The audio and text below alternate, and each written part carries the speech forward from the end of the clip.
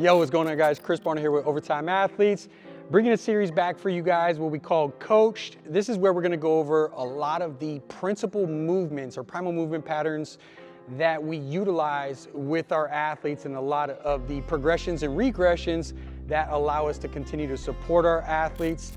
And for today's video, what I want to go over is one of our favorites for the posterior chain, which is going to be the Romanian deadlift, or the RDL. And I want to kind of touch on some of the key aspects or cues that we kind of have our athletes do to perform this, to be able to maximize the stimulus and be able to overall develop the posterior chain, especially the upper hamstrings. So we have Coach Emily Ray over here. Emily runs our PT side of the gym here. She does a lot of our assessments, also runs the actual facility. She's gonna show us how to perform the RDL. So first thing first, as far as hand placement, is I usually tell the athletes is I'm right outside shoulder width. So I don't wanna be too close and coming straight down. I wanna be just right outside those thighs there.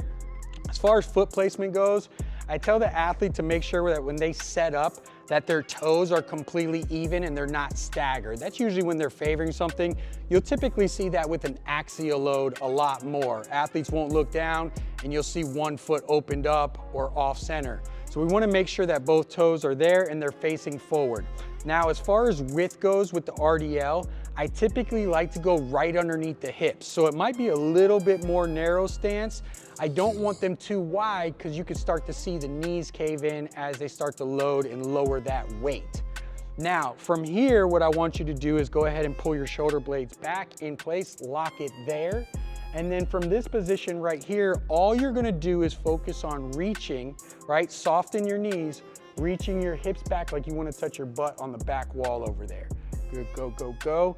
And then you're gonna find a point, go ahead and come back up. A couple key mistakes that I see athletes make is they don't reach back with their hips. Instead, what they do is they typically tip forward, right? Like they're trying to look out a window. So imagine you're looking out a window and you're just tipping forward, and it places a greater emphasis on the lower back. What we want to be able to do with an RDL, especially the way we teach them with this setup, is we're focused on being able to work the glutes and the upper hamstrings, right? And getting a big stretch through that entire range of motion by reaching those hips back. Go ahead one more time. Perfect, come back up. Perfect, come back up. Go ahead and rack it. And so based on the range of motion of where the athlete is at, I can have them stop. As soon as they start to lose it in that lower back, right, or upper back, it's a key indicator that that's usually where their range of motion is, and we might need to work exactly where they're at.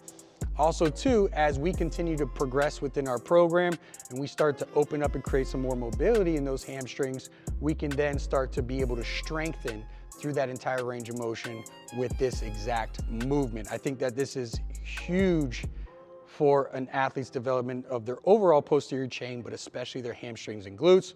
Make sure that you're adding this into your workout and make sure that you're getting the key stimulus that you need to develop your athletes. Hey, if you're a coach and you're looking for more of this, the how, the why, the cueing on all of this, I have a certification that I put together. Go ahead and check out the link down below. I'll see you guys next time.